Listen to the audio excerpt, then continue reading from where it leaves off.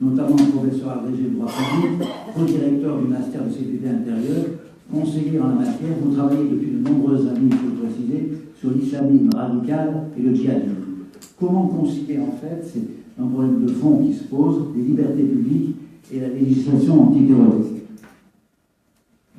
Cher Paul, merci bien. Alors, personne ici présent se doute bien que je ne vais pas répondre en quelques minutes à cette question qui est récurrente, qui peut apparaître un lieu commun, mais qui, dans le système comme les nôtres, a son importance. Il y a des systèmes où les libertés publiques individuelles n'ont plus guère d'intérêt, donc la question ne se pose même pas aussi peu. Chez nous, oui. Puisque, je pense que je n'ai rien à apprendre à personne, mais c'est bien de le rappeler, un des défis lancés, voulus comme tel par les mouvements terroristes, quels qu'ils soient d'ailleurs, au demeurant, pas spécifiquement les mouvements djihadistes, c'est effectivement de pousser dans leur retranchement les systèmes démocratiques de façon à pouvoir leur reprocher le non-respect de leurs propres principes, une espèce de démarche perverse mais assez efficace. Et je vais pas ici closer sur Guantanamo et les excès de la législation américaine, le Patriot Act, qui effectivement, lorsque les Américains s'emparent de quelque chose, ils sont vite assez radicaux, parce que ne sont pas leurs voisins canadiens. Ça doit être un pays tout proche. Le Canada est resté beaucoup plus proche de nos législations à nous en France que de la législation américaine, qui est assez sévère, ou la législation britannique. Alors je dirais quelques mots, pas plus, parce qu'il ne s'agit pas évidemment de faire un cours de droit qui soit public, de droit pénal spécial. Vous avez vu que j'ai suivi plus ou moins, mais si vous êtes ici, vous avez forcément suivi, j'imagine, que la 16e loi antiterroriste depuis quelques années vient de sortir. C'est une loi du 13 novembre dernier, nous sommes vraiment dans l'actualité récente, et qui a fait parler d'elle sur certains points, justement, en rapport exactement avec la question posée, dont je ne peux pas ne pas parler. J'évoquerai 2 points clés simplement, dans les débats on en évoquer d'autres, bien évidemment. C'est l'interdiction administrative de sortie du territoire, et c'est dans un registre différent de question des sites internet propageant la propagande terroriste ou incitant à passer à l'action terroriste. J'ai eu l'occasion d'en parler sur d'autres médias il n'y a pas très longtemps. Bon nombre d'organisations françaises ou ailleurs, l'Observatoire français des libertés publiques, l'Observatoire français des libertés numériques, la Commission nationale consultative des droits de l'homme, qui est un organisme public, les autres sont des mouvements associatifs, se sont inquiétés, à mon sens, de manière un peu exagérée tout de même, quant au risque d'atteinte aux libertés.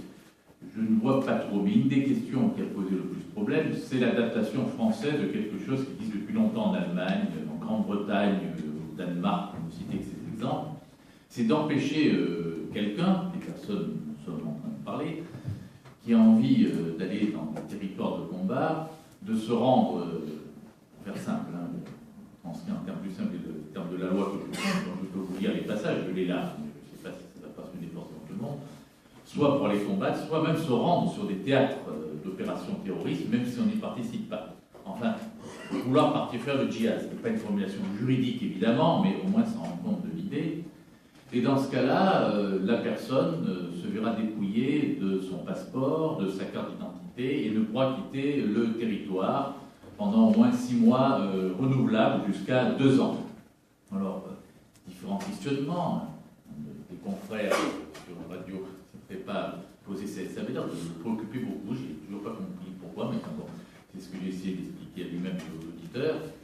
Ça veut dire, est-ce que c'est pas, de toute façon, il n'y a rien d'arbitraire là-dedans, là on remonte en amont, ça ne figure pas dans la loi, c'est le rôle des services de police, le rôle des services de renseignement. C'est pas parce que je vais aller 2 fois sur un site djihadiste pour m'informer de 3 ouvrages qu'on va m'interdire, sinon on ne peut plus travailler dans des activités, de sortir du territoire, c'est même pas exagéré. Aux États-Unis, il peut arriver ce genre de choses.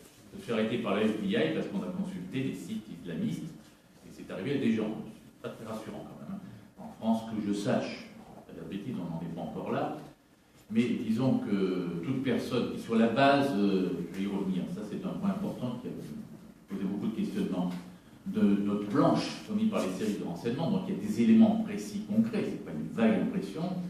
Cette personne, vous lui signifiez monsieur, madame, enfin c'est plus souvent monsieur que mademoiselle, même s'il y en a, vous ne pouvez plus sortir du territoire national, rendez immédiatement vos documents d'identité qui vous permettent effectivement de franchir au moins, de manière visuelle, si on passe par les montagnes, c'est autre chose, les frontières de ce pays. Alors, la question a été posée, mais c'est scandaleux, etc. C'est l'arbitraire. Non. parce que la personne mise en cause, on est en état de droit, on est en France, on est en plein droit administratif, une chose que j'en sais, je connais, à 8 jours pour présenter sa défense. Question, oui, mais alors, est-ce qu'il y aura un avocat? Il peut faire appel à un avocat, il n'est pas obligé non plus.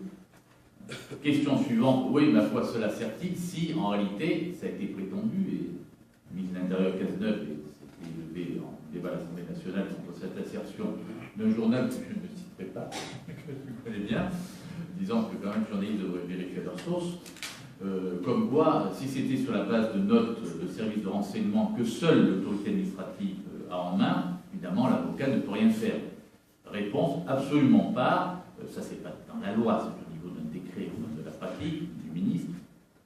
L'avocat, l'intéressé de toute façon, même s'il n'y a pas d'avocat, pourra accéder à tous les éléments, y compris ces notes des services, qui justifient la mesure qu'on veut lui faire prendre. Parce qu'évidemment, les droits de la défense, si vous n'avez pas les éléments du dossier, enfin, c'est publié à bas. Les endroits qui sont ici le savent, il n'y a pas de droit de la défense, c'est un simulacre. Vous pouvez vous défendre. Que me reproche-t-on? Ah ben, on va pas vous le dire. Non, si c'est pour faire ça, je suis d'accord. Ça n'a aucun sens. Soyons sérieux. On ne fonctionne pas de cette manière-là. De toute façon, si la personne, la mesure est adoptée, elle peut aller devant un grand classique, le juge administratif, qui a 4 mois pour se faire, c'est un délai spécial, avec possibilité, je suis un peu technique, mais c'est important de le préciser, sinon on ne comprend pas, parce que beaucoup de bêtises ont été dites là-dessus, d'une demande de référé liberté. Alors je vais préciser ce dont il s'agit, pour montrer qu'on a un système complexe. D'aucuns, y compris des parlementaires,